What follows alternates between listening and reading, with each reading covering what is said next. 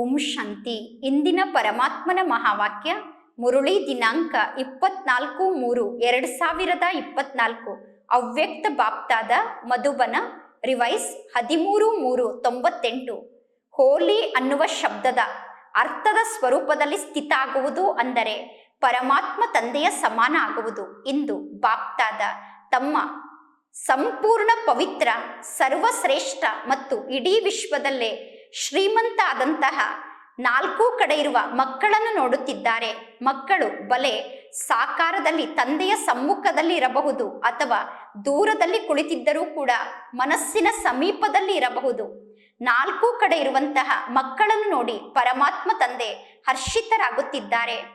ಪ್ರತಿಯೊಂದು ಮಗು ಎಷ್ಟೊಂದು ಪರಮ ಪವಿತ್ರ ಆತ್ಮ ಆಗುತ್ತದೆ ಅಂದರೆ ಇಡೀ ಕಲ್ಪದಲ್ಲಿ ಬೇರೆ ಯಾವ ಆತ್ಮರು ನಿಮ್ಮಷ್ಟು ಮಹಾನ್ ಪವಿತ್ರ ಆತ್ಮ ಆಗಲು ಸಾಧ್ಯ ಇಲ್ಲ ಮತ್ತು ಯಾರು ನಿಮ್ಮಷ್ಟು ಮಹಾನ್ ಪವಿತ್ರ ಆತ್ಮ ಆಗಿಲ್ಲ. ಸಮಯಕ್ಕನುಸಾರವಾಗಿ ಧರ್ಮಾತ್ಮರು ಮಹಾನ್ ಆತ್ಮರು ಪವಿತ್ರರಾಗಿ ಇರುತ್ತಾರೆ. ಆದರೆ ಅವರ ಪವಿತ್ರತೆಗೂ ಮತ್ತು ನಿಮ್ಮ ಪವಿತ್ರತೆಗೂ ಅಂತರ ಇದೆ. ಈ ಸಮಯದಲ್ಲಿ ನೀವು ಪವಿತ್ರ ಆತ್ಮರಾಗುತ್ತೀರಾ. ನಿಮ್ಮ ಪವಿತ್ರತೆಯ ಪ್ರಾಪ್ತಿ ಅಥವಾ ಪವಿತ್ರತೆಯ ಪದವಿ ಅಂದರೆ ಭವಿಷ್ಯದ ಅನೇಕ ಜನ್ಮದವರೆಗೂ ತನು ಮನ ಧನ ಸಂಬಂಧ ಸಂಪರ್ಕ ಮತ್ತು ಜೊತೆಗೆ ಆತ್ಮ ಕೂಡ ಪವಿತ್ರ ಆಗಿರುತ್ತದೆ. ನಿಮ್ಮ ಶರೀರ ಕೂಡ ಪವಿತ್ರ ಆಗಿರುತ್ತದೆ ಮತ್ತು ಆತ್ಮ ಕೂಡ ಪವಿತ್ರ ಆಗಿರುತ್ತದೆ. ಇಂತಹ ಪವಿತ್ರತೆ ಆತ್ಮರಾದ ನಿಮಗೆ ಮಾತ್ರ ಪ್ರಾಪ್ತಿಯಾಗುತ್ತದೆ. ಮನ ವಚನ ಕರ್ಮ 3ರಿಂದ ನೀವು ಪವಿತ್ರರಾಗುವ ಕಾರಣ ಇಂತಹ ಪದವಿ ನಿಮಗೆ ಪ್ರಾಪ್ತಿಯಾಗುತ್ತದೆ. ಅಂದ ಮೇಲೆ ನೀವು ಇಷ್ಟೊಂದು ಪರಮ ಪವಿತ್ರ ಆತ್ಮರಾಗಿದ್ದೀರಾ. ನೀವೀಗ ಸ್ವಯಂ ಅನ್ನು ಇಷ್ಟು ಸರ್ವಶ್ರೇಷ್ಠ ಪವಿತ್ರ ಆತ್ಮ ಎಂದು ತಿಳಿದುಕೊಂಡಿದ್ದೀರೋ. ಈಗ ನೀವು ಪವಿತ್ರ ಆತ್ಮರಾಗಿದ್ದೀರೋ ಅಥವಾ ಪವಿತ್ರ ಆತ್ಮರಾಗುತ್ತಿದ್ದೀರೋ. ಪವಿತ್ರ ಆತ್ಮ ಆಗುವುದು ಸಹಜ ಮಾತಾಗಿದೆಯೋ ಅಥವಾ ಪವಿತ್ರರಾಗುವುದು ಸ್ವಲ್ಪ ಕಷ್ಟದ ಮಾತಾಗಿದೆಯೋ. ಆದರೆ ಇಡೀ ಕಲ್ಪದಲ್ಲಿ ಮೊದಲು ನೀವೇ ಪವಿತ್ರರಾಗಿದ್ದೀರಿ ಮತ್ತು ಈಗಲೂ ಕೂಡ ನೀವೇ ಪವಿತ್ರ ಆತ್ಮರಾಗಬೇಕು ಅನ್ನುವ ಮಾತನ್ನು ಪಕ್ಕಾ ಧಾರಣೆ ಮಾಡಿಕೊಂಡಿದ್ದೀರ ತಾನೆ. ಸಂಪೂರ್ಣ ಪಕ್ಕಾ ಪವಿತ್ರ ಆತ್ಮರಾಗಿದ್ದೀರೋ ಅಥವಾ ಸ್ವಲ್ಪ ಪವಿತ್ರ ಆತ್ಮರಾದರೆ ನಡೆಯುತ್ತದೆಯೋ. ಸ್ವಲ್ಪ ಪವಿತ್ರ ಆತ್ಮರಾದರೆ ನಡೆಯುವುದಿಲ್ಲ. ಸ್ವಪ್ನದಲ್ಲೂ ಅಪವಿತ್ರತೆ ಸಮಾಪ್ತಿಯಾಗಿ ಬಿಡಬೇಕು. ಇಷ್ಟು ನಿಶ್ಚಯ ಇದೆ ತಾನೆ. ಇಂದು ನಾವು ಪವಿತ್ರರಾಗುತ್ತಿದ್ದೇವೆ, ನಾಳೆ ಸಂಪೂರ್ಣ ಪವಿತ್ರರಾಗುತ್ತೇವೆ ಅಂದ ಮೇಲೆ ನೀವು ಪರಮ ಪವಿತ್ರ ಆತ್ಮರಾಗಿದ್ದೀರಾ ಮತ್ತು ಸರ್ವಶ್ರೇಷ್ಠ ಆತ್ಮರಾಗಿದ್ದೀರಾ. ಸರ್ವಶ್ರೇಷ್ಠ ತಂದೆಗೆ ಮಕ್ಕಳಾದ ನೀವು ಸರ್ವಶ್ರೇಷ್ಠ ಆತ್ಮರಾಗಿದ್ದೀರಾ. ನೀವು ಸರ್ವಶ್ರೇಷ್ಠ ಆತ್ಮರಾಗುತ್ತೀರಾ. ಆದ್ದರಿಂದ ನಿಮ್ಮ ಪೂಜೆಯನ್ನು ಮಾಡಲಾಗುತ್ತದೆ. ಬಲೆ ಈ ಸಮಯದಲ್ಲಿ ಯಾರೆಲ್ಲ ಸರ್ವಶ್ರೇಷ್ಠ ಆತ್ಮರಾಗಿದ್ದಾರೋ, ಬಲೆ ಸಾಕಾರ ಜಗತ್ತಿನಲ್ಲಿ ಎಷ್ಟೆಲ್ಲ ಜನ ರಾಜರು ಇದ್ದರೋ ಈಗ ರಾಜರಂತೂ ಇಲ್ಲ. ಬಲೆ ಈಗ ರಾಷ್ಟ್ರಪತಿ ಇರಬಹುದು ಅಥವಾ ಪ್ರಧಾನಮಂತ್ರಿ ಇರಬಹುದು, ಆದರೆ ಅವರು ಪೂಜ್ಯ ಆತ್ಮರಾಗುವುದಿಲ್ಲ. ನೀವು ಪೂಜ್ಯ ಆತ್ಮರಾಗುತ್ತೀರಾ. ಪೂಜ್ಯ ಆತ್ಮರಾದ ನಿಮ್ಮ ಸಮ್ಮುಖದಲ್ಲಿ ಅವರೂ ಕೂಡ ಪೂಜಾರಿಗಳಾಗಿ ನಿಮಗೆ ನಮಸ್ಕಾರವನ್ನು ಮಾಡುತ್ತಾರೆ. ಪೂಜ್ಯ ಆತ್ಮರಾದ ನಿಮ್ಮ ಸಮ್ಮುಖದಲ್ಲಿ ರಾಷ್ಟ್ರಪತಿ ಮತ್ತು ಪ್ರಧಾನಮಂತ್ರಿ ಕೂಡ ನಮಸ್ಕಾರವನ್ನು ಮಾಡುತ್ತಾರೆ. ಪೂಜ್ಯ ಆತ್ಮರಾದ ನಿಮ್ಮನ್ನು ರಾಜರು, ರಾಷ್ಟ್ರಪತಿ ಮತ್ತು ಪ್ರಧಾನಮಂತ್ರಿ ಕೂಡ ಪೂಜೆಯನ್ನು ಮಾಡುತ್ತಾರೆ. ಈಗ ನೀವು ಸ್ವರಾಜ್ಯಕ್ಕೆ ಅಧಿಕಾರಿಯಾಗುತ್ತೀರಾ ಮತ್ತು ಭವಿಷ್ಯದಲ್ಲಿ ರಾಜರಿಗೆ ರಾಜರಾಗುತ್ತೀರಾ. ಅಂದ ಮೇಲೆ ಇಂತಹ ಶ್ರೇಷ್ಠ ಪದವಿಯನ್ನು ನೀವೀಗ ಪ್ರಾಪ್ತಿ ಮಾಡಿಕೊಳ್ಳುತ್ತೀರಾ. ಜೊತೆಗೆ ನೀವು ಇಡೀ ವಿಶ್ವದಲ್ಲಿ ಎಲ್ಲರಿಗಿಂತ ಹೆಚ್ಚು ಶ್ರೀಮಂತರಾಗಿದ್ದೀರಾ. ರಿಚೆಸ್ಟ್ ಇನ್ ದ ವರ್ಲ್ಡ್ ನೀವಾಗಿದ್ದೀರಾ. ಪದುಮಾ ಪದಂಪತಿ ಅನ್ನುವುದು ನಿಮ್ಮ ಬಿರುದಾಗಿದೆ. ನಿಮ್ಮ ಬಳಿ ಎಂತಹ ಖಜಾನೆ ಇದೆ ಅಂದರೆ ಅರಪ್ಪತಿ ಮತ್ತು ಕರಪ್ಪತಿಗಳು ಯಾರೆಲ್ಲ ಇದ್ದಾರೋ, ಅರಪ್ಪತಿ ಮತ್ತು ಕರಪ್ಪತಿಗಳಿಗೂ ಕೂಡ ನಿಮ್ಮಂತಹ ಖಜಾನೆ ಪ್ರಾಪ್ತಿಯಾಗಲು ಸಾಧ್ಯ ಇಲ್ಲ. ಅಂದ ಮೇಲೆ ಇಂತಹ ಶ್ರೇಷ್ಠ ಆತ್ಮರಾದ ನೀವು ಪರಮಾತ್ಮ ತಂದೆಯ ಮೂಲಕ ಎಂತಹ ಶ್ರೇಷ್ಠ ಭಾಗ್ಯವನ್ನು ಪ್ರಾಪ್ತಿ ಮಾಡಿಕೊಳ್ಳುತ್ತಿದ್ದೀರಾ ಮತ್ತು ನೀವು ಸ್ವಯಂ ಅನುಭವ ಮಾಡುತ್ತೀರಾ ಮತ್ತು ವರ್ಣನೆಯನ್ನು ಮಾಡುತ್ತೀರಾ. ನಮ್ಮ ಪ್ರತಿಯೊಂದು ಹೆಜ್ಜೆಯಲ್ಲೂ ಪದುಮದಷ್ಟು ಖಜಾನೆ ಪ್ರಾಪ್ತಿಯಾಗುತ್ತಿದೆ ಎಂದು. ಹೆಜ್ಜೆಯಲ್ಲಿ ಪದುಮವೋ ಅಥವಾ ಹೆಜ್ಜೆಯಲ್ಲಿ 100 ಪಟ್ಟು ಪ್ರಾಪ್ತಿಯೋ ಅಥವಾ ಹೆಜ್ಜೆಯಲ್ಲಿ 1000 ಪಟ್ಟು ಪ್ರಾಪ್ತಿಯೋ. ಪ್ರತಿ ಹೆಜ್ಜೆಯಲ್ಲೂ ಪದುಮದಷ್ಟು ಪ್ರಾಪ್ತಿಯನ್ನು ಪಡೆದುಕೊಳ್ಳುತ್ತಿದ್ದೀರೋ. ಪ್ರತಿ ಹೆಜ್ಜೆಯಲ್ಲೂ 100 ಪಟ್ಟು ಪ್ರಾಪ್ತಿಯನ್ನು ಪಡೆದುಕೊಳ್ಳುತ್ತಿದ್ದೀರೋ. ಪ್ರತಿ ಹೆಜ್ಜೆಯಲ್ಲೂ 1000ದಷ್ಟು ಪ್ರಾಪ್ತಿಯನ್ನು ಪಡೆದುಕೊಳ್ಳುತ್ತಿದ್ದೀರೋ. ನೀವು ಪ್ರತಿ ಹೆಜ್ಜೆಯಲ್ಲೂ ಪದುಮದಷ್ಟು ಪ್ರಾಪ್ತಿಯನ್ನು ಪಡೆದುಕೊಳ್ಳುತ್ತಿದ್ದೀರಾ. ಜಗತ್ತಿನಲ್ಲಿ ಯಾರಾದರೂ ಬಹಳ ದೊಡ್ಡ ಮಿಲಿಯನರ್ ಆಗಿರಬಹುದು, ಆದರೆ ಅವರೂ ಕೂಡ ನಿಮ್ಮಷ್ಟು ಸಂಪಾದನೆಯನ್ನು ಮಾಡಿಕೊಳ್ಳಲು ಸಾಧ್ಯ ಇಲ್ಲ. ಒಂದು ಹೆಜ್ಜೆಯನ್ನು ಇಡಲು ಎಷ್ಟು ಸಮಯ ಬೇಕಾಗುತ್ತದೆ? ಒಂದು ಹೆಜ್ಜೆಯನ್ನು ಇಟ್ಟು ನೋಡಿ ಎಷ್ಟು ಸಮಯ ಬೇಕಾಯಿತು? ಸೆಕೆಂಡ್ಗಿಂತ ಕಡಿಮೆ ಸಮಯ, 1 ಸೆಕೆಂಡ್ ಬೇಕಾಯಿತು ಎಂದು ಹೇಳಬಹುದು. ಬಲೆ ನೀವು 1 ಸೆಕೆಂಡ್ ಎಂದು ಹೇಳಬಹುದು. ಒಂದು ವೇಳೆ 2 ಸೆಕೆಂಡ್ ಎಂದು ಹೇಳಿದರೂ ಕೂಡ 2 ಸೆಕೆಂಡ್ನಲ್ಲಿ ಪದುಮದಷ್ಟು ಸಂಪಾದನೆಯನ್ನು ಮಾಡಿಕೊಂಡರೆ ಇಡೀ ದಿನದಲ್ಲಿ ಎಷ್ಟು ಪದುಮವನ್ನು ನೀವು ಸಂಪಾದನೆ ಮಾಡಿಕೊಳ್ಳಬಹುದು? ಲೆಕ್ಕ ಮಾಡಿ. ಇಂತಹ ಯಾರಾದರೂ ಮಿಲಿಯನರ್ ಜಗತ್ತಿನಲ್ಲಿ ಇದ್ದಾರೇನು? ಪ್ರತಿ ದಿನದಲ್ಲಿ ಇಷ್ಟೊಂದು ಸಂಪಾದನೆಯನ್ನು ಮಾಡಿಕೊಳ್ಳುವಂತಹ ಮಿಲಿಯನರ್ ಯಾರಾದರೂ ಜಗತ್ತಿನಲ್ಲಿ ಇದ್ದಾರೇನು? ಇಂಥವರು ಯಾರಾದರೂ ಇದ್ದಾರೇನು? ಅಂದ ಮೇಲೆ ನೀವು ಇಡೀ ವಿಶ್ವದಲ್ಲಿ ಎಲ್ಲರಿಗಿಂತ ಹೆಚ್ಚು ಶ್ರೀಮಂತರಾಗಿದ್ದೀರಾ. ನೀವು ರಿಚೆಸ್ಟ್ ಇನ್ ದ ವರ್ಲ್ಡ್ ಆಗಿದ್ದೀರಾ. ಅಂದ ಮೇಲೆ ನಿಮ್ಮ ಬಳಿ ಇಂತಹ ಖಜಾನೆ ಇದೆ. ಆ ಖಜಾನೆಯನ್ನು ಯಾವುದೇ ಪ್ರಕಾರದ ಬೆಂಕಿ ಸುಡಲು ಸಾಧ್ಯ ಇಲ್ಲ. ನಿಮ್ಮ ಬಳಿ ಎಂತಹ ಖಜಾನೆ ಇದೆ ಅಂದರೆ ನಿಮ್ಮ ಖಜಾನೆಯನ್ನು ಯಾವುದೇ ಪ್ರಕಾರದ ನೀರು ಮುಳುಗಿಸಲು ಸಾಧ್ಯ ಇಲ್ಲ. ನಿಮ್ಮ ಬಳಿ ಎಂತಹ ಖಜಾನೆ ಇದೆ ಅಂದರೆ ನಿಮ್ಮ ಖಜಾನೆಯನ್ನು ಯಾವುದೇ ಪ್ರಕಾರದ ಕಳ್ಳರು ಲೂಟಿ ಮಾಡಿಕೊಂಡು ಹೋಗಲು ಸಾಧ್ಯ ಇಲ್ಲ. ನಿಮ್ಮ ಬಳಿ ಎಂತಹ ಖಜಾನೆ ಇದೆ ಅಂದರೆ ಯಾವ ರಾಜರು ನಿಮ್ಮ ಸಂಪತ್ತನ್ನು ನುಂಗಲು ಸಾಧ್ಯ ಇಲ್ಲ. ಇಂತಹ ಖಜಾನೆ ಈ ಪುರುಷೋತ್ತಮ ಸಂಗಮ ಯುಗದಲ್ಲಿ ನಿಮಗೆ ಪ್ರಾಪ್ತಿಯಾಗುತ್ತದೆ. ಅಂದ ಮೇಲೆ ನೀವು ನಿಮ್ಮ ಸ್ವಮಾನದ ಸ್ಮೃತಿಯಲ್ಲಿ ಇರುತ್ತೀರ ತಾನೆ?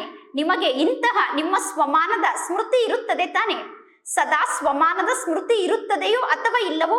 ಹಿಂದಿನವರು ಕೈಯನ್ನು ಅಲುಗಾಡಿಸುತ್ತಿದ್ದಾರೆ, ಹಿಂದಿನವರು ಆರಾಮಾಗಿ ಕುಳಿತಿದ್ದೀರಾ ತಾನೆ? ನೀವೆಲ್ಲರೂ ಇಡೀ ವಿಶ್ವದಲ್ಲಿ ಎಲ್ಲರಿಗಿಂತ ಹೆಚ್ಚು ಶ್ರೀಮಂತರಾಗಿದ್ದೀರಾ, ರಿಚೆಸ್ಟ್ ಇನ್ ದ ವರ್ಲ್ಡ್ ಆಗಿದ್ದೀರಾ. ಅಂದ ಮೇಲೆ ನಿಮ್ಮ ಜೀವನದಲ್ಲಿ ಬಹಳಷ್ಟು ಆರಾಮಿದೆ. ನಿಮ್ಮ ಜೀವನದಲ್ಲಿ ವಿಶ್ರಾಂತಿಯೇ ವಿಶ್ರಾಂತಿ ಇದೆ. ಇಷ್ಟು ದೊಡ್ಡ ವಿಶ್ವವಿದ್ಯಾಲಯದಲ್ಲಿ ನೀವು ಕುಳಿತಿದ್ದೀರಾ. ದೊಡ್ಡ ದೊಡ್ಡ ವಿಶ್ವವಿದ್ಯಾಲಯದಲ್ಲೂ ಕೂಡ ಈ ರೀತಿ ಶಿಕ್ಷಣವನ್ನು ಕಲಿಯಲು ಯಾರೂ ಕುಳಿತುಕೊಳ್ಳುವುದಿಲ್ಲ. ನೀವು ಬಡವರಿಂದ ರಾಜಕುಮಾರರಾಗುತ್ತೀರಾ. ನೀವು ಬಡವರೂ ಕೂಡ ಆಗಿದ್ದೀರಾ ಮತ್ತು ರಾಜರೂ ಕೂಡ ಆಗಿದ್ದೀರಾ. ಸರ್ವಸ್ವವನ್ನು ತ್ಯಾಗ ಮಾಡಿದ್ದೀರಾ. ಅಂದ ಮೇಲೆ ನೀವು ಬಡವರಾಗಿದ್ದೀರಾ. ಸರ್ವ ಪ್ರಾಪ್ತಿಯನ್ನು ಪಡೆದುಕೊಳ್ಳುತ್ತಿದ್ದೀರಾ ಅಂದರೆ ರಾಜರಾಗಿದ್ದೀರಾ. ತ್ಯಾಗವನ್ನು ಮಾಡದೆ ಇಷ್ಟು ದೊಡ್ಡ ಭಾಗ್ಯ ಸಿಗಲು ಸಾಧ್ಯ ಇಲ್ಲ.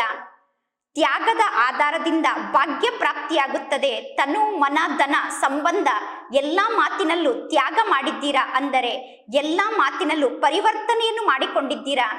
ತನುವನ್ನು ನನ್ನದು ಎಂದು ಹೇಳುವ ಬದಲು ಈ ತನು ಪರಮಾತ್ಮ ತಂದೆಯದ್ದಾಗಿದೆ ಎಂದು ಹೇಳುತ್ತೀರಾ.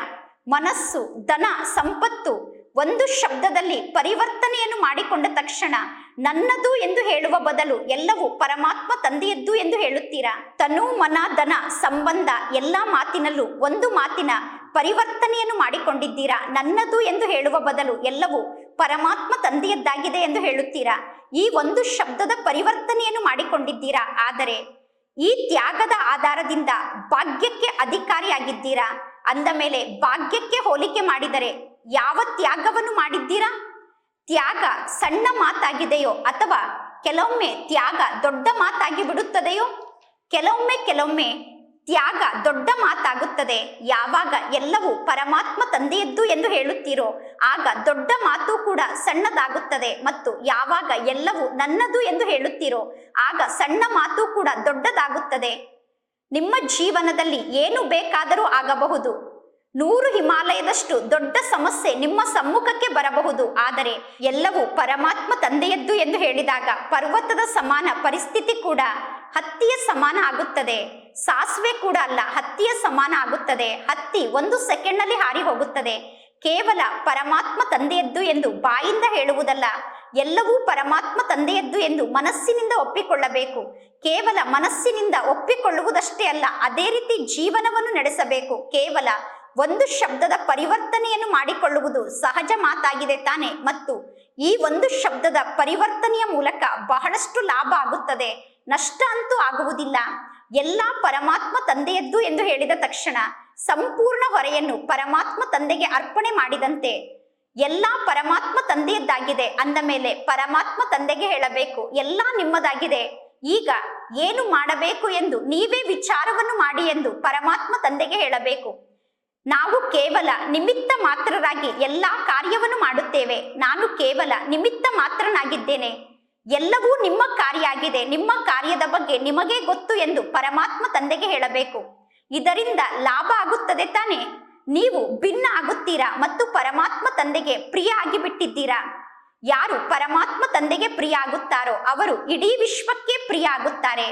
ಕೇವಲ ಭವಿಷ್ಯಕ್ಕೋಸ್ಕರ ಪ್ರಾಪ್ತಿ ಅಷ್ಟೇ ಸಿಗುತ್ತಿಲ್ಲ, ವರ್ತಮಾನದಲ್ಲೂ ಕೂಡ ನಿಮಗೆ ಪ್ರಾಪ್ತಿ ಸಿಗುತ್ತಿದೆ. ಕೇವಲ ಭವಿಷ್ಯಕ್ಕೋಸ್ಕರ ನಾವು ಪ್ರಾಪ್ತಿಯನ್ನು ಪಡೆದುಕೊಳ್ಳುತ್ತಿಲ್ಲ, ಭವಿಷ್ಯದ ಜೊತೆಗೆ ವರ್ತಮಾನದಲ್ಲೂ ಕೂಡ ಪ್ರಾಪ್ತಿಯನ್ನು ಪಡೆದುಕೊಳ್ಳುತ್ತಿದ್ದೇವೆ. 1 ಸೆಕೆಂಡ್ನಲ್ಲಿ ಪ್ರಾಪ್ತಿಯ ಅನುಭವವನ್ನು ಮಾಡಿದ್ದೀರಾ ಮತ್ತು ಸೆಕೆಂಡ್ನಲ್ಲಿ ಪ್ರಾಪ್ತಿಯ ಅನುಭವವನ್ನು ಮಾಡಿ ನೋಡಿ. ಯಾವುದಾದರೂ ಮಾತು ಬಂದರೆ ಎಲ್ಲ ಪರಮಾತ್ಮ ತಂದೆಯದ್ದಾಗಿದೆ ಎಂದು ಹೇಳಿ, ಎಲ್ಲವೂ ಪರಮಾತ್ಮ ತಂದೆಯದ್ದಾಗಿದೆ ಎಂದು ಒಪ್ಪಿಕೊಳ್ಳಿ, ಎಲ್ಲವೂ ಪರಮಾತ್ಮ ತಂದೆಯದ್ದಾಗಿದೆ ಎಂದು ತಿಳಿದುಕೊಂಡು ಕಾರ್ಯವನ್ನು ಮಾಡಿ. ಆಗ ನೋಡಿ ಹೊರೆ ಸಂಪೂರ್ಣ ಸಮಾಪ್ತಿಯಾಗಿ ಹಗುರತೆಯ ಅನುಭವ ಆಗುತ್ತದೆ. ಆಗ ಹೊರೆಯೇ ಇರುವುದಿಲ್ಲ. ಈ ಮಾತಿನ ಅನುಭವ ಇದೆ ತಾನೆ? ಎಲ್ಲರೂ ಅನುಭವಿಗಳೇ ಕುಳಿತಿದ್ದೀರಾ. ಆದರೆ ಕೇವಲ ನಿಮ್ಮ ಜೀವನದಲ್ಲಿ ಏನಾಗುತ್ತದೆ? ನನ್ನದು ನನ್ನದು ಎಂದು ಹೇಳುವ ಅಭ್ಯಾಸ ಮಕ್ಕಳಿಗೆ ಬಹಳಷ್ಟು ಜಾಸ್ತಿ ಇದೆ. 63 ಜನ್ಮದ ಅಭ್ಯಾಸ ಆಗಿದೆ. ನಿನ್ನದು ಎಂದು ಹೇಳುವ ಬದಲು ನನ್ನದು ಎಂದು ಹೇಳುತ್ತೀರಾ. ಮೊದಲು ಎಲ್ಲವೂ ಪರಮಾತ್ಮ ತಂದೆಯದ್ದಾಗಿದೆ ಎಂದು ಹೇಳಿ ಪುನಃ ಎಲ್ಲವೂ ನನ್ನದು ಎಂದು ಹೇಳುತ್ತೀರಾ. ಪುನಃ ಎಲ್ಲವೂ ನನ್ನದು ಎಂದು ಸ್ವೀಕಾರ ಮಾಡಿ ಜೀವನವನ್ನು ನಡೆಸುತ್ತೀರಾ. ನಂತರ ಆ ಮಾತು 1 ಗಂಟೆಯ ನಂತರ ಸಮಾಪ್ತಿಯಾಗುತ್ತದೆ, 2 ಗಂಟೆಯ ನಂತರ ಸಮಾಪ್ತಿಯಾಗುತ್ತದೆ, 1 ದಿನದ ನಂತರ ಸಮಾಪ್ತಿಯಾಗುತ್ತದೆ. ಆದರೆ ಪರಮಾತ್ಮ ತಂದೆಯದ್ದನ್ನು ನನ್ನದು ಎಂದು ತಿಳಿದುಕೊಂಡಾಗ ಅದರ ಫಲ ಜಾಸ್ತಿ ಸಮಯ ನಮ್ಮ ಜೀವನದಲ್ಲಿ ಇರುತ್ತದೆ. ಆ ಮಾತು ಅರ್ಧ ಗಂಟೆಯ ಮಾತಾಗಿರುತ್ತದೆ. ಬಲೆ ಅದು ಪಶ್ಚಾತ್ತಾಪದ ರೂಪದಲ್ಲಿ ಇರಬಹುದು ಅಥವಾ ಪರಿವರ್ತನೆ ಮಾಡಿಕೊಳ್ಳುವ ಗುರಿಯ ರೂಪದಲ್ಲಿ ಇರಬಹುದು. ಆ ಮಾತು ಬಾರಿ ಬಾರಿಗೂ ನೆನಪಿಗೆ ಬರುತ್ತದೆ. ಆದ್ದರಿಂದ ಪರಮಾತ್ಮ ತಂದೆ ಎಲ್ಲಾ ಮಕ್ಕಳಿಗೂ ಹೇಳುತ್ತಾರೆ, ಒಂದು ವೇಳೆ ನನ್ನದು ಅನ್ನುವ ಶಬ್ದದ ಬಗ್ಗೆ ನಿಮಗೆ ಪ್ರೀತಿ ಇದ್ದರೆ, ನನ್ನದು ಎಂದು ಹೇಳುವ ಅಭ್ಯಾಸ ನಿಮಗೆ ಇದ್ದರೆ, ನನ್ನದು ಎಂದು ಹೇಳುವ ಸಂಸ್ಕಾರ ನಿಮಗೆ ಇದ್ದರೆ, ನನ್ನದು ಎಂದು ಹೇಳಬೇಕು ಎಂದು ನೀವು ಬಯಸಿದರೆ ನನ್ನ ಬಾಬಾ ಎಂದು ಹೇಳಿ.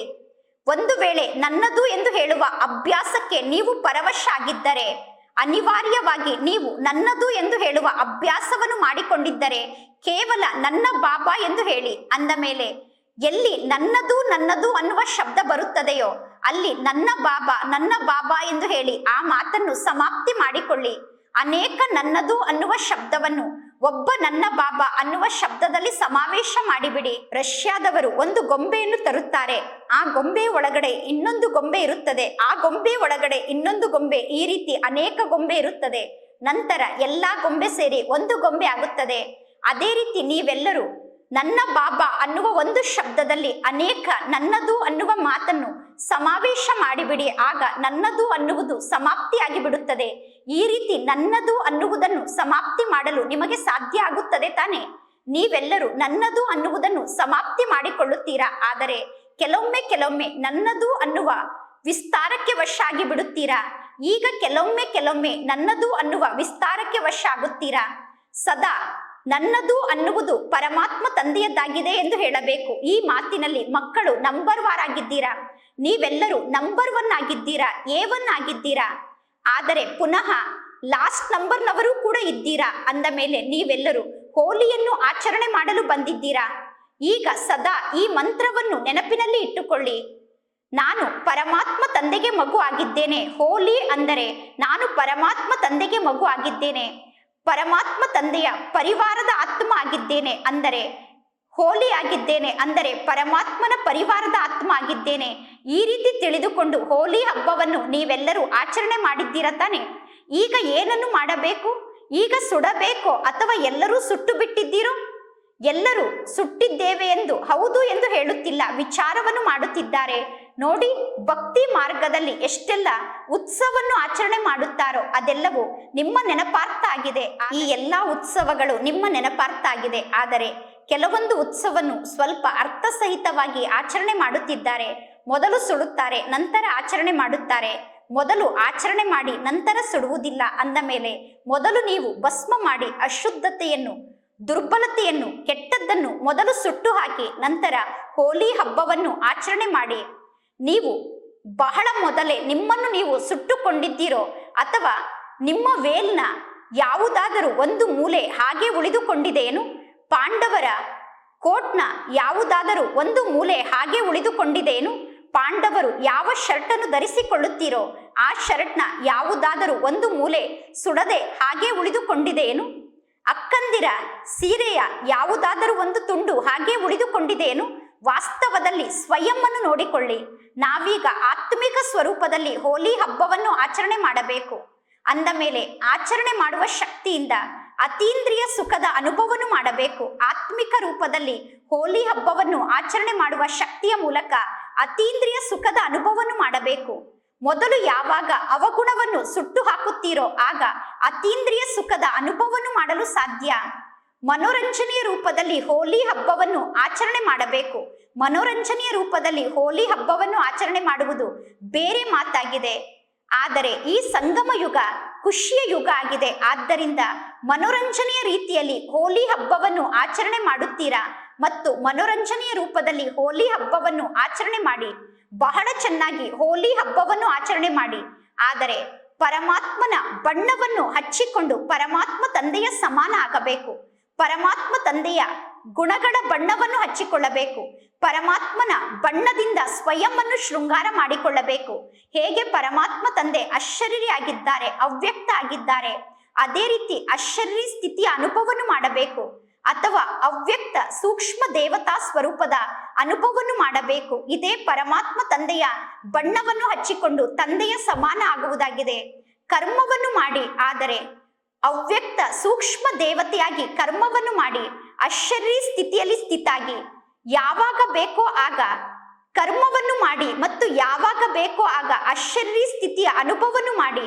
ಹೇಗೆ ಮನಸ್ಸು ಬುದ್ಧಿಯನ್ನು ನೀವು ನಿಮ್ಮ ನಿಯಂತ್ರಣದಲ್ಲಿ ಇಟ್ಟುಕೊಳ್ಳುತ್ತೀರಾ?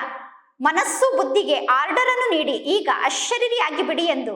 ಆರ್ಡರ್ ಕೊಟ್ಟ ತಕ್ಷಣ ಅಶರೀರಿ ಆಗಿಬಿಡಬೇಕು. ಆರ್ಡರ್ ಕೊಟ್ಟ ತಕ್ಷಣ ಸೂಕ್ಷ್ಮ ದೇವತೆ ಆಗಿಬಿಡಬೇಕು. ಹೇಗೆ ಮನಸ್ಸನ್ನು ಯಾವ ಸ್ಥಿತಿಯಲ್ಲಿ ಸ್ಥಿತ ಮಾಡಬೇಕು ಎಂದು ನೀವು ಬಯಸುತ್ತೀರೋ ಸೆಕೆಂಡ್ನಲ್ಲಿ ಮನಸ್ಸು ಅದೇ ಸ್ಥಿತಿಯಲ್ಲಿ ಸ್ಥಿತ ಆಗಿಬಿಡಬೇಕು. ಮನಸ್ಸು ಸೆಕೆಂಡ್ಗಿಂತ ಜಾಸ್ತಿ ಸಮಯವನ್ನು ತೆಗೆದುಕೊಳ್ಳಬಾರದು. ಅಶರೀರಿ ಸ್ಥಿತಿಯಲ್ಲಿ ಸ್ಥಿತ ಆಗಲು 5 ಸೆಕೆಂಡ್ ತೆಗೆದುಕೊಂಡರೆ ಅಥವಾ ಮನಸ್ಸು ಅಶರೀರಿ ಸ್ಥಿತಿಯಲ್ಲಿ ಸ್ಥಿತ ಆಗಲು 2 ಸೆಕೆಂಡ್ ಅನ್ನು ತೆಗೆದುಕೊಂಡರೆ ಮನಸ್ಸು ಆರ್ಡರ್ನಂತೆ ನಡೆಯಲಿಲ್ಲ ಎಂದು ಅರ್ಥ. ಅಂದರೆ ಮನಸ್ಸಿನ ಮೇಲೆ ನಿಮಗೆ ನಿಯಂತ್ರಣ ಇಲ್ಲ ಎಂದು ಅರ್ಥ. ಎಂತಹ ಪರಿಸ್ಥಿತಿ ಬೇಕಾದರೂ ಇರಬಹುದು, ಎಂತಹ ಏರುಪೇರಿನ ವಾತಾವರಣ ಬೇಕಾದರೂ ಇರಬಹುದು, ಆದರೆ ಏರುಪೇರಿನ ಮಧ್ಯದಲ್ಲೂ ಕೂಡ ನೀವು ಅಚಲರಾಗಿ ಇರಬೇಕು. ಇಷ್ಟೊಂದು ನಿಯಂತ್ರಣಾ ಶಕ್ತಿ ನಿಮಗೆ ಇದೆ ತಾನೆ? ಅಥವಾ ನಾನು ಅಶರೀರಿ ಆತ್ಮ ಆಗಿದ್ದೇನೆ ಎಂದು ನೀವು ವಿಚಾರವನ್ನು ಮಾಡುತ್ತೀರಾ? ಅಶರೀರಿ ಆತ್ಮ ಆಗಿದ್ದೇನೆ ಎಂದು ಅಶರೀರಿ ಸ್ಥಿತಿಯಲ್ಲಿ ಸ್ಥಿತ ಆಗಬೇಕು ಎಂದು ವಿಚಾರವನ್ನು ಮಾಡುತ್ತೀರೋ ಅಥವಾ ಅಶರೀರಿ ಸ್ಥಿತಿಯಲ್ಲಿ ಸ್ಥಿತ ಆಗಿ ಬಿಡುತ್ತೀರೋ? ಅಶರೀರಿ ಸ್ಥಿತಿಯಲ್ಲಿ ಸ್ಥಿತ ಆಗಬೇಕು ಎಂದು ವಿಚಾರವನ್ನು ಮಾಡುವುದರಲ್ಲೇ ಸಮಯ ಸಮಾಪ್ತಿಯಾಗಿ ಬಿಡುತ್ತದೆ ಏನು? ಕೆಲವು ಮಕ್ಕಳು ಬಹಳ ಭಿನ್ನ ಭಿನ್ನ ಫೋಸ್ ಅನ್ನು ಬದಲಾಯಿಸುತ್ತಿರುತ್ತಾರೆ. ಮಕ್ಕಳ ಭಿನ್ನ ಭಿನ್ನ ರೂಪವನ್ನು ಪರಮಾತ್ಮ ತಂದೆ ನೋಡುತ್ತಿರುತ್ತಾರೆ. ಮಕ್ಕಳು ವಿಚಾರ ಮಾಡುತ್ತಾರೆ ಅಶರೀರಿ ಆಗಬೇಕು ಎಂದು. ಪುನಃ ಮಕ್ಕಳು ವಿಚಾರ ಮಾಡುತ್ತಾರೆ ಅಶರೀರಿ ಆಗುವುದು ಅಂದರೆ ಆತ್ಮದ ರೂಪದಲ್ಲಿ ಸ್ಥಿತ ಆಗುವುದು ಎಂದು. ಹೌದು, ನಾನು ಆತ್ಮ ಆಗಿದ್ದೇನೆ, ನಾನು ಶರೀರ ಅಲ್ಲ, ನಾನು ಆತ್ಮ ಎಂದು ಮಕ್ಕಳು ವಿಚಾರವನ್ನು ಮಾಡುತ್ತಾರೆ. ನಾನು ಆತ್ಮ ಆಗಿ ಈ ಸೃಷ್ಟಿಗೆ ಬಂದಿದ್ದೆ, ನಾನೀಗ ಆತ್ಮ ಆಗಬೇಕು ಅನ್ನುವ ವಿಚಾರದಲ್ಲಿ ಸ್ಥಿತಾಗಿ ಅಶರೀರಿ ಆಗಿದ್ದೀರೋ ಅಥವಾ ನಾನು ಅಶರೀರಿ ಆಗಿದ್ದೇನೆ ಎಂದು ವಿಚಾರವನ್ನು ಮಾಡುತ್ತಾ ಅಶರೀರಿ ಆಗಲು ಯುದ್ಧವನ್ನು ಮಾಡುತ್ತಿದ್ದೀರೋ? ನಿಮ್ಮ ಮನಸ್ಸಿಗೆ ಅಶರೀರಿ ಆಗು ಎಂದು ನೀವು ಆಜ್ಞೆಯನ್ನು ನೀಡಿದ ತಕ್ಷಣ ಸೆಕೆಂಡ್ನಲ್ಲಿ ಮನಸ್ಸು ಅಶರೀರಿ ಆಗಿ ಬಿಡಬೇಕು. ಪರಮಾತ್ಮ ತಂದೆ ಅಶರೀರಿ ಸ್ಥಿತಿ ಅಂದರೆ ಏನು ಎಂದು ವಿಚಾರ ಮಾಡಿ ಎಂದು ಮಕ್ಕಳಿಗೆ ಆಜ್ಞೆಯನ್ನು ಕೊಟ್ಟಿಲ್ಲ. ಯಾವಾಗ ಅಶರೀರಿ ಆಗುವುದು, ಹೇಗೆ ಅಶರೀರಿ ಆಗುವುದು ಎಂದು ವಿಚಾರವನ್ನು ಮಾಡಿ ಎಂದು ತಂದೆ ಮಕ್ಕಳಿಗೆ ಹೇಳಿಲ್ಲ. ಆರ್ಡರ್ ಅನ್ನು ನೀಡುವುದು ಅಂದರೆ ಅಶರೀರಿ ಆಗಿ ಬಿಡುವುದು.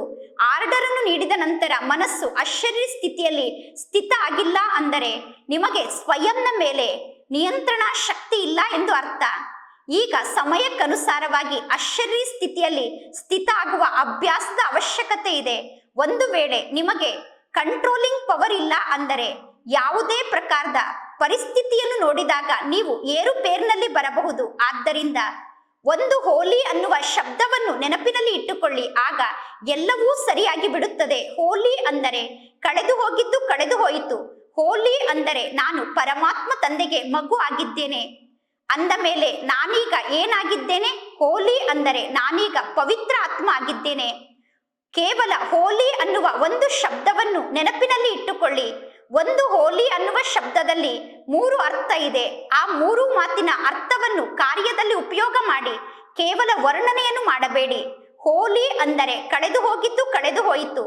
ಹೋಲಿ ಅಂದರೆ ನಮ್ಮ ಜೀವನದಲ್ಲಿ ಇಲ್ಲಿಯವರೆಗೂ ಏನೆಲ್ಲ ಆಗಿದೆಯೋ ಕಳೆದು ಹೋಗಿದ್ದು ಕಳೆದು ಹೋಯಿತು ಎಂದು ತಿಳಿದುಕೊಂಡು ಕಳೆದು ಹೋಗಿದ್ದರ ಬಗ್ಗೆ ವಿಚಾರವನ್ನು ಮಾಡಬೇಡಿ.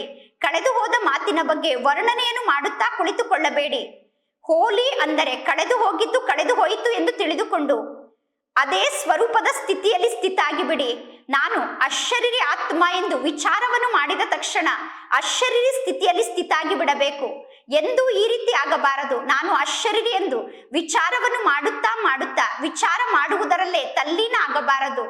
ನೀವು ವಿಚಾರವನ್ನು ಮಾಡಿದ ತಕ್ಷಣ ಅದೇ ಸ್ಥಿತಿಯಲ್ಲಿ ಸ್ಥಿತ ಆಗಿಬಿಡಬೇಕು. ನಾನು ಅಶರೀರಿ ಆಗಿಬಿಡಬೇಕು. ಅಶರೀರಿ ಸ್ಥಿತಿಯಲ್ಲೇ ಸ್ಥಿತ ಆಗಿಬಿಡಬೇಕು. ಬಾಪ್ತಾದ ಮಕ್ಕಳಿಗೆ ಡ್ರಿಲ್ ಅನ್ನು ಮಾಡಿಸಿದರು. ಈಗಿನ ಸಮಯಕ್ಕನುಸಾರವಾಗಿ ಪ್ರತಿಯೊಬ್ಬರು ನಿಮಿತ್ತ ಆಗಿದ್ದೀರಾ. ಸದಾ ನೆನಪು ಮತ್ತು ಸೇವೆಯಲ್ಲಿ ಸ್ಥಿತ ಆಗಿರುವಂತಹ ಆತ್ಮರು ಸ್ವಪರಿವರ್ತನೆಯ ಮೂಲಕ ವಿಶ್ವ ಪರಿವರ್ತನೆಯ ವೈಬ್ರೇಷನ್ ಅನ್ನು ಶಕ್ತಿಶಾಲಿ ರೂಪದಲ್ಲಿ ಎಲ್ಲಾ ಕಡೆ ಹರಡಬೇಕು ಮತ್ತು ತೀವ್ರ ಗತಿಯಿಂದ ವಿಶ್ವ ಪರಿವರ್ತನೆಗೋಸ್ಕರ ವೈಬ್ರೇಷನ್ ಅನ್ನು ಹರಡಬೇಕು. ಹೇಗೆ ಜಗತ್ತಿನ 4 ಕಡೆ ಮನಸ್ಸಿನ ದುಃಖ ಮತ್ತು ಮನಸ್ಸಿನ ಅಶಾಂತಿ, ಮನಸ್ಸಿನ ತೊಂದರೆ ತೀವ್ರ ಗತಿಯಿಂದ ವೃದ್ಧಿಯಾಗುತ್ತಿದೆ. ಬಾಪ್ತಾದರವರಿಗೆ ವಿಶ್ವದ ಆತ್ಮರ ಮೇಲೆ ದಯೆ ಬರುತ್ತದೆ. ಅಂದ ಮೇಲೆ ಎಷ್ಟು ತೀವ್ರ ಗತಿಯಿಂದ ದುಃಖದ ಅಲೆ ವೃದ್ಧಿಯಾಗುತ್ತಿದೆಯೋ ಅಷ್ಟೇ ಸುಖದಾತನ ಮಕ್ಕಳಾದ ನೀವು ನಿಮ್ಮ ಮನಸ್ಸಿನ ಶಕ್ತಿಯ ಮೂಲಕ, ಮನಸ್ಸಿನ ಸೇವೆಯ ಮೂಲಕ, ಶಕ್ತಿಯನ್ನು ನೀಡುವ ಸೇವೆಯ ಮೂಲಕ, ವೃತ್ತಿಯ ಮೂಲಕ ಜಗತ್ತಿನ 4 ಕಡೆ ಸುಖದ ಕಿರಣವನ್ನು ಹರಡುವ ಅನುಭವವನ್ನು ಮಾಡಿಸಿ, ಜಗತ್ತಿನ 4 ಕಡೆ ಇರುವಂತಹ ಆತ್ಮರಿಗೆ ಸುಖದ ಅಲೆಯನ್ನು ನೀಡುವ ಅನುಭವವನ್ನು ಮಾಡಿಸಿ. ಎಲ್ಲರೂ ಪರಮಾತ್ಮ ತಂದೆಯನ್ನು ಕೂಗಿ ಕರೆಯುತ್ತಿದ್ದಾರೆ. ಆದರೆ ಪೂಜ್ಯ ದೇವಾತ್ಮರಾದ ನಿಮ್ಮನ್ನು ಯಾವುದಾದರೂ ಒಂದು ರೂಪದಲ್ಲಿ ಎಲ್ಲರೂ ಕೂಗಿ ಕರೆಯುತ್ತಿದ್ದಾರೆ. ಅಂದ ಮೇಲೆ ಹೇ ದೇವಾತ್ಮರೇ, ಹೇ ಪೂಜ್ಯ ಆತ್ಮರೇ, ನಿಮ್ಮ ಭಕ್ತರಿಗೆ ನೀವು ಶಕ್ತಿಯನ್ನು ನೀಡಿ. ಜಗತ್ತಿನಲ್ಲಿರುವ ವಿಜ್ಞಾನಿಗಳು ವಿಚಾರವನ್ನು ಮಾಡುತ್ತಾರೆ, ಎಲ್ಲರ ಜೀವನದ ದುಃಖ ಸಮಾಪ್ತಿಯಾಗಬೇಕು. ಅಂತಹ ವಸ್ತುವನ್ನು ನಾವೀಗ ಸಂಶೋಧನೆ ಮಾಡಬೇಕು.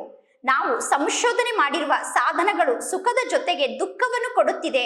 ಆದರೆ ಈಗ ಯಾರಿಗೂ ದುಃಖದ ಅನುಭವ ಆಗಬಾರದು, ಕೇವಲ ಸುಖದ ಪ್ರಾಪ್ತಿಯಾಗಬೇಕು. ಅದಕ್ಕೋಸ್ಕರ ಅಂತಹ ವಸ್ತುವನ್ನು ನಿರ್ಮಾಣ ಮಾಡಬೇಕು ಎಂದು ವಿಜ್ಞಾನಿಗಳು ಅವಶ್ಯವಾಗಿ ವಿಚಾರ ಮಾಡುತ್ತಾರೆ. ಆದರೆ ಸ್ವಯಂನ ಆತ್ಮದಲ್ಲಿ ಇರುವಂತಹ ಅವಿನಾಶಿ ಸುಖದ ಅನುಭವವನ್ನು ವಿಜ್ಞಾನಿಗಳು ಮಾಡುತ್ತಿಲ್ಲ. ಅಂದ ಮೇಲೆ ಅವರು ಅನ್ಯರಿಗೆ ಹೇಗೆ ಸುಖವನ್ನು ನೀಡಲು ಸಾಧ್ಯ? ಆದರೆ ನಿಮ್ಮ ಬಳಿ ಸುಖದ ಸ್ಟಾಕ್ ಜಮಾ ಆಗಿದೆ, ನಿಮ್ಮ ಬಳಿ ಶಾಂತಿಯ ಸ್ಟಾಕ್ ಜಮಾ ಆಗಿದೆ. ನಿಮ್ಮ ಬಳಿ ಸುಖ, ಶಾಂತಿ ಮತ್ತು ನಿಸ್ವಾರ್ಥವಾದ ಸತ್ಯ ಪ್ರೀತಿಯ ಸ್ಟಾಕ್ ಜಮಾ ಆಗಿದೆಯೋ, ಅಥವಾ ಎಷ್ಟು ಖಜಾನೆಯನ್ನು ಜಮಾ ಮಾಡಿಕೊಳ್ಳುತ್ತಿದ್ದೀರೋ ಅಷ್ಟೇ ಖಜಾನೆ ಖರ್ಚಾಗುತ್ತಿದೆಯೋ? ನೀವೀಗ ಸ್ವಯಂ ಅನ್ನು ಚೆಕ್ ಮಾಡಿಕೊಳ್ಳಿ. ಖಜಾನೆ ಜಮಾ ಆಗುತ್ತಿದೆ, ಆದರೆ ಜಮಾದ ಜೊತೆಗೆ ಖಜಾನೆ ಖರ್ಚಂತೂ ಆಗುತ್ತಿಲ್ಲ ತಾನೆ? ಜ್ಞಾನದ ಖಜಾನೆಯನ್ನು ಖರ್ಚು ಮಾಡಿದರೆ ಜ್ಞಾನದ ಖಜಾನೆ ವೃದ್ಧಿ ಆಗುತ್ತದೆ. ಜ್ಞಾನದ ಖಜಾನೆಯನ್ನು ಖರ್ಚು ಮಾಡಿದರೆ ಜ್ಞಾನದ ಖಜಾನೆ ಕಡಿಮೆ ಆಗುವುದಿಲ್ಲ. ಒಂದು ವೇಳೆ ಬಾರಿ ಬಾರಿಗೂ ನೀವು ಸ್ವಭಾವ ಸಂಸ್ಕಾರಕ್ಕೆ ವಶ ಆದರೆ ನಿಮ್ಮ ಖಜಾನೆಯಲ್ಲಿ ಎಷ್ಟು ಖಜಾನೆ ಜಮಾ ಆಗಿದೆಯೋ ಆ ಖಜಾನೆ ಸಮಾಪ್ತಿಯಾಗಿ ಬಿಡುತ್ತದೆ. ಮಾಯೆ ಕಡೆಯಿಂದ ಬಂದಂತಹ ಯಾವುದಾದರೂ ಸಮಸ್ಯೆಯನ್ನು ಸಮಾಪ್ತಿ ಮಾಡಿಕೊಳ್ಳಲು ನೀವು ನಿಮ್ಮ ಶಕ್ತಿಯನ್ನು ಉಪಯೋಗ ಮಾಡುತ್ತಿದ್ದರೆ ಜಮಾ ಮಾಡಿಕೊಂಡಂತಹ ಖಾತೆ ಕಡಿಮೆ ಆಗಿ ಬಿಡುತ್ತದೆ. ಅಂದ ಮೇಲೆ ಚೆಕ್ ಮಾಡಿಕೊಳ್ಳಿ, ಖಜಾನೆಯನ್ನು ಜಮಾ ಮಾಡಿಕೊಂಡಿದ್ದೀರಾ, ಆದರೆ ಖಜಾನೆಯನ್ನು ಖರ್ಚಂತೂ ಮಾಡಿಲ್ಲ ತಾನೆ? ಪುನಃ ನನ್ನ ಬಳಿ ಎಷ್ಟು ಖಜಾನೆ ಉಳಿದುಕೊಂಡಿದೆ ಎಂದು ಲೆಕ್ಕವನ್ನು ನೋಡಿಕೊಳ್ಳಿ. ಸಂಪಾದನೆಯನ್ನು ಮಾಡಿಕೊಳ್ಳುತ್ತೇವೆ, ಪುನಃ ಊಟ ಮಾಡಿ ಎಲ್ಲವನ್ನೂ ಖಾಲಿ ಮಾಡುತ್ತಿಲ್ಲ ತಾನೆ? ಖಜಾನೆಯನ್ನು ಸಂಪಾದನೆ ಮಾಡಿ ಪುನಃ ಊಟ ಮಾಡಿ ಸಂಪಾದನೆಯನ್ನು ಸಮಾಪ್ತಿ ಮಾಡಿಕೊಳ್ಳುತ್ತಿಲ್ಲ ತಾನೆ? ಈ ರೀತಿಯಂತೂ ಆಗುತ್ತಿಲ್ಲ ತಾನೆ? 2 ದಿನ ಖಜಾನೆಯನ್ನು ಸಂಪಾದನೆ ಮಾಡಿಕೊಳ್ಳುತ್ತೀರಾ ಮತ್ತು ಒಂದೇ ದಿನದಲ್ಲಿ ಸಂಪೂರ್ಣ ಖಜಾನೆಯನ್ನು ಕಳೆದುಕೊಳ್ಳುತ್ತೀರಾ. ಈ ರೀತಿ ಮಾಡಿದರೆ ಸಂಪಾದನೆ ಮಾಡಿಕೊಂಡಂತಹ ಖಜಾನೆಯನ್ನು ಖರ್ಚು ಮಾಡಿದಂತೆ. ಅಂದ ಮೇಲೆ ನಿಮ್ಮ ಅಕೌಂಟ್ನಲ್ಲಿ ಜಮಾ ಅಂತೂ ಇಲ್ಲ ತಾನೆ? ಕೇವಲ ಸಂಪಾದನೆಯನ್ನು ಮಾಡುತ್ತೀರಾ ಮತ್ತು ಊಟ ಮಾಡಿ ಎಲ್ಲವನ್ನು ಖರ್ಚು ಮಾಡಿ ಬಿಡುತ್ತೀರಾ. ಸ್ವಯಂಗೋಸ್ಕರ ಖಜಾನೆಯನ್ನು ಬಳಸಿ ಸಮಾಪ್ತಿ ಮಾಡಿಕೊಂಡರೆ 21 ಜನ್ಮಕ್ಕೋಸ್ಕರ ಏನನ್ನು ಜಮಾ ಮಾಡಿಕೊಂಡಿದ್ದೀರಾ? ಖುಷಿಯ ಖಜಾನೆಯನ್ನು ಜಮಾ ಮಾಡಿಕೊಂಡಿದ್ದೀರಾ? ಜಮಾ ಆದಾಗ ಖುಷಿ ಆಗುತ್ತದೆ, ಆದರೆ ಖರ್ಚಿನ ಲೆಕ್ಕವನ್ನು ನೀವು ನೋಡಿಕೊಳ್ಳುವುದೇ ಇಲ್ಲ. ಖರ್ಚನ್ನು ಮಾಡುವ ಸಮಯದಲ್ಲಿ ಮೋಸ ಹೋಗಿ ಬಿಡುತ್ತೀರಾ. ಬಹಳಷ್ಟು ಖಜಾನೆಯನ್ನು ಖರ್ಚು ಮಾಡಿದಾಗ ನಿಮಗೆ ಮೋಸ ಆಗುತ್ತದೆ. ಜಮಾದ ಖಾತೆಯನ್ನು ಚೆಕ್ ಮಾಡಿಕೊಳ್ಳಿ, ಆದರೆ ಜಮಾದ ಜೊತೆಗೆ ನಾನು ಎಷ್ಟು ಖಜಾನೆಯನ್ನು ಖರ್ಚು ಮಾಡಿದೆ ಅನ್ನುವುದನ್ನು ಕೂಡ ಚೆಕ್ ಮಾಡಿಕೊಳ್ಳಿ. ಅನ್ಯರಿಗೆ ನೀವು ಯಾವುದಾದರೂ ಗುಣವನ್ನು ದಾನವಾಗಿ ಕೊಡುತ್ತೀರಾ? ಅನ್ಯರಿಗೆ ಶಕ್ತಿಯನ್ನು ದಾನವಾಗಿ ಕೊಡುತ್ತೀರಾ? ಜ್ಞಾನದ ಖಜಾನೆಯನ್ನು ಅನ್ಯರಿಗೆ ದಾನವಾಗಿ ನೀಡುತ್ತೀರಾ? ಇದು ನೀವು ಖರ್ಚನ್ನು ಮಾಡಿದಂತೆ ಅಲ್ಲ. ನೀವು ಅನ್ಯರಿಗೆ ಎಷ್ಟು ದಾನವನ್ನು ನೀಡುತ್ತೀರೋ ಅಷ್ಟು ಖಜಾನೆ ನಿಮ್ಮ ಖಾತೆಯಲ್ಲಿ ಜಮಾ ಆಗುತ್ತಾ ಹೋಗುತ್ತದೆ. ಆದರೆ ಸ್ವಯಂಗೋಸ್ಕರ ಸಮಯಕ್ಕನುಸಾರವಾಗಿ ನೀವು ಖಜಾನೆಯನ್ನು ಖರ್ಚು ಮಾಡಿದರೆ ಖಜಾನೆ ಖಾಲಿ ಆಗುತ್ತದೆ. ಆದ್ದರಿಂದ ಒಳ್ಳೆಯ ವಿಶಾಲ ಬುದ್ಧಿ ಉಳ್ಳವರಾಗಿ ಖಜಾನೆಯನ್ನು ಚೆಕ್ ಮಾಡಿಕೊಳ್ಳಿ. ಜಮಾದ ಖಾತೆ ಬಹಳಷ್ಟು ವೃದ್ಧಿಯಾಗಬೇಕು. ಜಮಾದ ಖಾತೆಯ ಲೆಕ್ಕ ಈಗ ಬಹಳಷ್ಟು ಜಾಸ್ತಿ ಆಗಬೇಕು. ಜಮಾದ ಖಾತೆಯನ್ನು ವೃದ್ಧಿ ಮಾಡಿಕೊಳ್ಳುವುದು ಸಹಜ ಆಗಿದೆ. ಒಂದು ವೇಳೆ ಪ್ರತಿ ಹೆಜ್ಜೆಯಲ್ಲೂ ಪದುಮದಷ್ಟು ಜಮಾ ಮಾಡಿಕೊಳ್ಳುತ್ತಾ ಹೋದರೆ ಜಮಾದ ಲೆಕ್ಕ ಬಹಳಷ್ಟು ದೊಡ್ಡದಾಗಿ ಬಿಡುತ್ತದೆ. ಅಂದ ಮೇಲೆ ಚೆಕ್ ಮಾಡಿಕೊಳ್ಳಿ, ನನ್ನ ಪ್ರತಿಯೊಂದು ಕರ್ಮ ಬ್ರಹ್ಮ ತಂದೆಯ ಸಮಾನ ಆಗಿದೆ ತಾನೆ?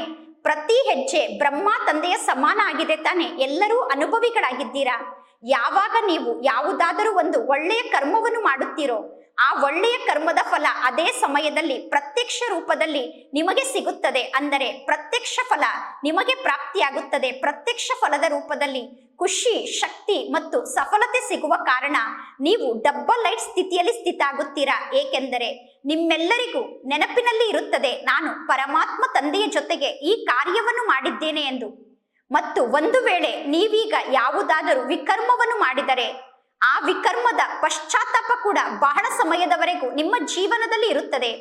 ಈಗ ನೀವು ಯಾವುದಾದರೂ ಒಂದು ವಿಕರ್ಮವನ್ನು ಮಾಡಿದರೆ ಬಹಳ ಸಮಯದವರೆಗೂ ಪಶ್ಚಾತ್ತಾಪವನ್ನು ಪಡುತ್ತೀರಾ. ಅಂದ ಮೇಲೆ ಈಗ ನಿಮ್ಮ ಮೂಲಕ ಇಂತಹ ವಿಕರ್ಮ ನಡೆಯಬಾರದು. ವಿಕರ್ಮವನ್ನು ಮಾಡುವಂತಹ ಸಮಯ ಈಗ ಸಮಾಪ್ತಿಯಾಗಿದೆ. ಆದರೆ ಈಗ ಯಾವುದಾದರೂ ವ್ಯರ್ಥ ಸಂಕಲ್ಪ ಅಥವಾ ವ್ಯರ್ಥ ಕರ್ಮ, ವ್ಯರ್ಥ ಮಾತು, ವ್ಯರ್ಥ ಸಂಬಂಧ ಸಂಪರ್ಕದಲ್ಲೂ ನೀವು ಬರಬಾರದು. ಏಕೆಂದರೆ ವ್ಯರ್ಥ ಸಂಬಂಧ ಸಂಪರ್ಕ ಕೂಡ ಬಹಳಷ್ಟು ಮೋಸವನ್ನು ಮಾಡುತ್ತದೆ. ಹೇಗೆ ಸಂಘದ ಬಣ್ಣ ಹತ್ತುತ್ತದೆ ಎಂದು ಹೇಳುತ್ತಾರೆ ತಾನೆ? ಎಂತಹ ಸಂಘದಲ್ಲಿ ನೀವು ಇರುತ್ತೀರೋ ಅಂತಹ ಬಣ್ಣ ನಿಮಗೆ ಹತ್ತುತ್ತದೆ. ಎಂತವರ ಸಂಘದಲ್ಲಿ ನೀವು ಬರುತ್ತೀರೋ ಅಂತಹ ಬಣ್ಣ ನಿಮಗೆ ಹತ್ತುತ್ತದೆ. ಕೆಲವು ಮಕ್ಕಳು ಬಹಳಷ್ಟು ಬುದ್ಧಿವಂತರಾಗಿದ್ದಾರೆ. ಮಕ್ಕಳು ಹೇಳುತ್ತಾರೆ, ನಾವು ಯಾರ ಸಂಘದಲ್ಲೂ ಬರುವುದಿಲ್ಲ, ಆದರೆ ಅವರು ನಮ್ಮನ್ನು ಬಿಡುವುದಿಲ್ಲ ಎಂದು. ನಾನು ಏನನ್ನೂ ಮಾಡುತ್ತಿಲ್ಲ, ಆದರೆ ಅವರು ನಮ್ಮ ಸಂಘದಲ್ಲಿ ಬರುತ್ತಾರೆ, ಅವರು ನಮ್ಮನ್ನು ಬಿಟ್ಟು ಇರುವುದಿಲ್ಲ ಎಂದು. ಕೆಲವು ಮಕ್ಕಳು ಬಹಳಷ್ಟು ಚತುರರಾಗಿದ್ದಾರೆ. ಆ ಮಕ್ಕಳು ಹೇಳುತ್ತಾರೆ, ನಾವು ಕೆಟ್ಟವರ ಸಂಘವನ್ನು ಮಾಡುವುದಿಲ್ಲ, ಆದರೆ ಆ ಕೆಟ್ಟವರು ನಮ್ಮನ್ನು ಬಿಡುವುದಿಲ್ಲ. ನಾವು ಅವರ ಸಂಘದಲ್ಲಿ ಬರುವುದಿಲ್ಲ, ಆದರೆ ಅವರೇ ನಮ್ಮ ಬಳಿ ಬರುತ್ತಾರೆ, ಅವರು ನಮ್ಮನ್ನು ಬಿಟ್ಟು ಇರುವುದಿಲ್ಲ ಎಂದು ಹೇಳುತ್ತಾರೆ. ಅವರು ನಿಮ್ಮ ಬಳಿ ಬಂದರು ಅವರಿಂದ ದೂರ ಆಗಲು ನಿಮಗೆ ಬರುತ್ತದೆಯೋ ಅಥವಾ ಇಲ್ಲವೋ? ಒಂದು ವೇಳೆ ಯಾರಾದರೂ ಕೆಟ್ಟು ಹೋದಂತಹ ವಸ್ತುವನ್ನು ನಿಮಗೆ ಕೊಟ್ಟರೆ ನೀವು ಆ ವಸ್ತುವನ್ನು ತೆಗೆದುಕೊಳ್ಳುತ್ತೀರೇನು? ಕೊಡುವವರು ಕೆಟ್ಟು ಹೋದಂತಹ ವಸ್ತುವನ್ನು ಕೊಡಲು ಬರಬಹುದು. ನೀವು ಆ ವಸ್ತುವನ್ನು ತೆಗೆದುಕೊಳ್ಳದೇ ಇದ್ದರೆ ಕೊಡುವವರು ಏನನ್ನು ಮಾಡಲು ಸಾಧ್ಯ? ಆದ್ದರಿಂದ ವ್ಯರ್ಥ ಸಂಬಂಧ ಮತ್ತು ವ್ಯರ್ಥ ಸಂಪರ್ಕ ನಿಮ್ಮ ಖಜಾನೆಯನ್ನು ಖಾಲಿ ಮಾಡಿಬಿಡುತ್ತದೆ. ಮತ್ತು ಅದೇ ಸಮಯದಲ್ಲಿ ನಿಮ್ಮ ಮನಸ್ಸಿನಲ್ಲಿ ಸಂಕಲ್ಪ ಬರುತ್ತದೆ, ಈ ವ್ಯರ್ಥ ಸಂಕಲ್ಪ ನನ್ನ ಮನಸ್ಸನ್ನು ತಿನ್ನುತ್ತಿದೆ, ನಾನು ಈ ರೀತಿ ಮಾಡಬಾರದು ಎಂದು ಮನಸ್ಸಿನಲ್ಲಿ ಸಂಕಲ್ಪ ಬರುತ್ತದೆ. ನಾನು ಈ ರೀತಿ ಮಾಡಬಾರದು ಎಂದು ಮನಸ್ಸಿನಲ್ಲಿ ಸಂಕಲ್ಪ ಬಂದರೂ ಕೂಡ ಪುನಃ ಆ ಕಾರ್ಯವನ್ನು ಮಾಡುತ್ತೀರಾ. ನಾನು ಇಂತಹ ಮಾತನ್ನು ಕೇಳಬಾರದು ಎಂದು ಮನಸ್ಸಿನಲ್ಲಿ ಸಂಕಲ್ಪ ಬಂದರೂ ಆ ಮಾತನ್ನು ಕೇಳಿಸಿಕೊಳ್ಳುತ್ತೀರಾ. ಪುನಃ ನಾನು ಏನನ್ನು ಮಾಡಲಿ ಎಂದು ಹೇಳುತ್ತೀರಾ. ಒಂದು ವೇಳೆ ನೀವು ಪುರುಷಾರ್ಥಿಗಳು ಎಂದು ಹೇಳಿಕೊಂಡರೂ ಕೂಡ ನೀವೀಗ ವ್ಯರ್ಥ ಕರ್ಮವನ್ನು ಮಾಡಬಾರದು. ಹುಡುಗಾಟಿಕೆಯ ಮಾತನ್ನು ಈಗ ಬಿಟ್ಟು ಬಿಡಿ. ಈಗ ಪುನಃ ನೀವು ಆರಾಮಾಗಿ ಮಲಗಿ. ಈಗ ಆರಾಮಾಗಿ ಮಲಗಿದರೆ ತ್ರೇತಾಯುಗದಲ್ಲಿ ಬರುತ್ತೀರಾ. ಆದರೆ ಒಂದು ವೇಳೆ ಪುರುಷಾರ್ಥಿಗಳಾಗಿದ್ದರೂ ಕೂಡ ಆ ಸಮಯದಲ್ಲಿ ಮನಸ್ಸಿನಲ್ಲಿ ವಿಚಾರ ಬರುತ್ತದೆ, ನಾನು ಮಾಡುತ್ತಿರುವುದು ತಪ್ಪು ಎಂದು. ನಿಮ್ಮ ಮನಸ್ಸೇ ನಿಮ್ಮನ್ನು ತಿನ್ನುತ್ತದೆ. ಆದ್ದರಿಂದ ಯಾವುದನ್ನು ಮಾಡಬೇಡಿ ಎಂದು ಮನಸ್ಸು ಹೇಳುತ್ತದೆಯೋ ಆ ಕಾರ್ಯವನ್ನು ಪುನಃ ನೀವು ಮಾಡುತ್ತೀರಾ. ಆದ್ದರಿಂದ ಬಾಪ್ತಾದ ಹೇಳುತ್ತಾರೆ, ಇಂತಹ ಮಕ್ಕಳು ಕೂಡ ಚಮತ್ಕಾರವನ್ನು ಮಾಡುತ್ತಾರೆ. ಬಯಸದೇ ಇದ್ದರೂ ಕೂಡ ಕೆಟ್ಟ ಕಾರ್ಯವನ್ನು ಮಾಡುತ್ತಾರೆ. ಅವರ ಮನಸ್ಸು ತಿನ್ನುತ್ತಿದ್ದರೂ ಕೂಡ ಕೆಟ್ಟ ಕಾರ್ಯವನ್ನು ಮಾಡುತ್ತಾರೆ. ಮನಸ್ಸು ತಿನ್ನುತ್ತಿದ್ದರೂ ಕೂಡ ವ್ಯರ್ಥ ಮಾತನ್ನು ಕೇಳುತ್ತಿರುತ್ತಾರೆ ಮತ್ತು ವ್ಯರ್ಥ ಕಾರ್ಯವನ್ನು ಮಾಡುತ್ತಿರುತ್ತಾರೆ. ಅಂದ ಮೇಲೆ ಇಂತಹ ಆತ್ಮರು ಶಕ್ತಿಶಾಲಿಯಾಗಿದ್ದಾರೆ. ಆದ್ದರಿಂದ ವ್ಯರ್ಥವನ್ನು ಸಂಪೂರ್ಣ ಚೆಕ್ ಮಾಡಿಕೊಳ್ಳಿ. ಆದ್ದರಿಂದ ವ್ಯರ್ಥದ ಬಗ್ಗೆ ಸಂಪೂರ್ಣ ಗಮನವನ್ನು ಕೊಟ್ಟು ವ್ಯರ್ಥವನ್ನು ಚೆಕ್ ಮಾಡಿಕೊಂಡು ವ್ಯರ್ಥದಿಂದ ಮುಕ್ತಾಗಿ ಒಳ್ಳೆಯದು. ನಾಲ್ಕು ಕಡೆ ಇರುವಂತಹ ಪರಮ ಪವಿತ್ರ ಆತ್ಮರಿಗೆ ಮತ್ತು ಸದಾ ಸರ್ವಶ್ರೇಷ್ಠ ಸ್ಥಿತಿಯಲ್ಲಿ ಸ್ಥಿತ ಆದಂತಹ ಸರ್ವಶ್ರೇಷ್ಠ ಆತ್ಮರಿಗೆ, ಸದಾ ಸರ್ವ ಖಜಾನೆಯಿಂದ ಸಂಪನ್ನ ಆದಂತಹ ಶ್ರೀಮಂತ ಆತ್ಮರಿಗೆ, ಸದಾ ಪ್ರತಿ ಹೆಜ್ಜೆಯಲ್ಲೂ ಪದುಮದಷ್ಟು ಜಮಾ ಮಾಡಿಕೊಳ್ಳುವಂತಹ ಪರಮಾತ್ಮ ತಂದೆಯ ಸಮಾನ ಆಗುವಂತಹ ಶ್ರೇಷ್ಠ ಆತ್ಮರಿಗೆ, ಸದಾ ದಯಾಹೃದಯಗಳಾದಂತಹ ಆತ್ಮರಿಗೆ, ಕ್ಷಮಾ ಸಾಗರ ಆದಂತಹ ಪರಮಾತ್ಮ ತಂದೆಗೆ ಮಕ್ಕಳಾದಂತಹ ಸರ್ವರನ್ನು ಕ್ಷಮಿಸುವಂತಹ ಮಾಸ್ಟರ್ ಕ್ಷಮಾ ಸಾಗರ ಆತ್ಮರಿಗೆ, ವಿಶ್ವದ ದುಃಖಿ ಆತ್ಮರಿಗೆ ಶಕ್ತಿಯನ್ನು ನೀಡುವುದರ ಮೂಲಕ ಸುಖ ಶಾಂತಿಯ ನೆಲೆಯ ಅನುಭವವನ್ನು ಮಾಡಿಸುವಂತಹ ಆತ್ಮರಿಗೆ, ಪ್ರತಿ ಕ್ಷಣ ಜಮಾದ ಖಾತೆಯನ್ನು ಭರ್ಪೂರಾಗಿ ಇಟ್ಟುಕೊಂಡಂತಹ ಅತಿ ತೀವ್ರ ಗತಿಯಿಂದ ಪುರುಷಾರ್ಥವನ್ನು ಮಾಡುತ್ತಿರುವ ತೀವ್ರ ಪುರುಷಾರ್ಥಿ ಆತ್ಮರಿಗೆ ಬಾಪ್ತಾದರವರ ನೆನಪು ಪ್ರೀತಿ ಹಾಗೂ ನಮಸ್ತೆ. ಬಾಪ್ತಾದರವರಿಗೆ ಮಕ್ಕಳ ನೆನಪು ಪ್ರೀತಿ ಹಾಗೂ ನಮಸ್ತೆ ನಮಸ್ತೆ ನಮಸ್ತೆ ಇಂದಿನ ವರದಾನ ಆಗಿದೆ. ಹೋಲಿ ಅನ್ನುವ ಶಬ್ದದ ಅರ್ಥವನ್ನು ಜೀವನದಲ್ಲಿ ಧಾರಣೆ ಮಾಡಿಕೊಂಡು ಪುರುಷಾರ್ಥದ ತೀವ್ರತೆಯನ್ನು ತೀವ್ರಗೊಳಿಸಿಕೊಳ್ಳುವಂತಹ ತೀವ್ರ ಪುರುಷಾರ್ಥಿಗಳಾಗಿ, ಹೋಲಿ ಅಂದರೆ ಏನೆಲ್ಲ ಮಾತು ಆಗಿ ಹೋಗಿದೆಯೋ ಕಳೆದು ಹೋದಂತಹ ಮಾತನ್ನು ಸಂಪೂರ್ಣ ಸಮಾಪ್ತಿ ಮಾಡಿಕೊಳ್ಳಬೇಕು. ಕಳೆದು ಹೋಗಿದ್ದು ಕಳೆದು ಹೋಯಿತು ಎಂದು ತಿಳಿದುಕೊಂಡು ಮುಂದೆ ಹೋಗುವುದೇ ಹೋಲಿಯನ್ನು ಆಚರಣೆ ಮಾಡುವುದಾಗಿದೆ.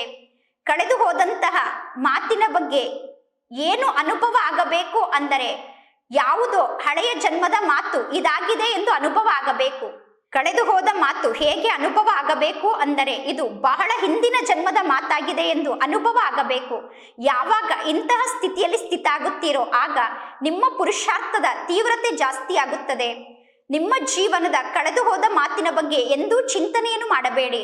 ಅನ್ಯರ ಜೀವನದ ಕಳೆದು ಹೋದ ಮಾತಿನ ಬಗ್ಗೆ ಎಂದೂ ಚಿಂತನೆಯನ್ನು ಮಾಡಬೇಡಿ. ಕಳೆದು ಹೋದ ಮಾತನ್ನು ಎಂದೂ ಬುದ್ಧಿಯಲ್ಲಿ ಇಟ್ಟುಕೊಳ್ಳಬೇಡಿ ಮತ್ತು ಕಳೆದು ಹೋದ ಮಾತಿನ ಬಗ್ಗೆ ಎಂದೂ ವರ್ಣನೆಯನ್ನು ಮಾಡಬೇಡಿ. ಆಗ ನೀವು ತೀವ್ರ ಪುರುಷಾರ್ಥಿಗಳಾಗಲು ಸಾಧ್ಯ. ಇಂದಿನ ಸ್ಲೋಗನ್ ಆಗಿದೆ, ನನ್ನತನದ ಅನೇಕ ಸಂಬಂಧವನ್ನು ಸಮಾಪ್ತಿ ಮಾಡುವುದು ಅಂದರೆ ಸೂಕ್ಷ್ಮ ದೇವತೆ ಆಗುವುದಾಗಿದೆ. ನಾವೀಗ ಸೂಕ್ಷ್ಮ ದೇವತೆಗಳಾಗಬೇಕು. ಸ್ವಯಂವನ್ನು ಸೂಕ್ಷ್ಮ ದೇವತೆ ಎಂದು ತಿಳಿದುಕೊಂಡು ಈ ಜಗತ್ತಿನ ನನ್ನತನದ ಎಲ್ಲಾ ಸಂಬಂಧವನ್ನು ಸಮಾಪ್ತಿ ಮಾಡಿಕೊಳ್ಳಬೇಕು. ಏಕೆಂದರೆ ಸೂಕ್ಷ್ಮ ದೇವತೆಗಳಿಗೂ ಈ ಜಗತ್ತಿಗೂ ಸಂಬಂಧ ಇಲ್ಲ. ಈ ಜಗತ್ತಿನ ಯಾವುದೇ ವ್ಯಕ್ತಿ, ವಸ್ತು ಮತ್ತು ಈ ಜಗತ್ತಿಗೂ ಸೂಕ್ಷ್ಮ ದೇವತೆಗೂ ಸಂಬಂಧ ಇಲ್ಲ. ನಾವೀಗ ಸೂಕ್ಷ್ಮ ದೇವತೆ ಆಗಬೇಕು ಅಂದ ಮೇಲೆ ನನ್ನತನದ ಎಲ್ಲಾ ಸಂಬಂಧದಿಂದ ಸ್ವಯಂವನ್ನು ಮುಕ್ತ ಮಾಡಿಕೊಳ್ಳಬೇಕು. ಒಳ್ಳೆಯದು. ಓಂ ಶಾಂತಿ.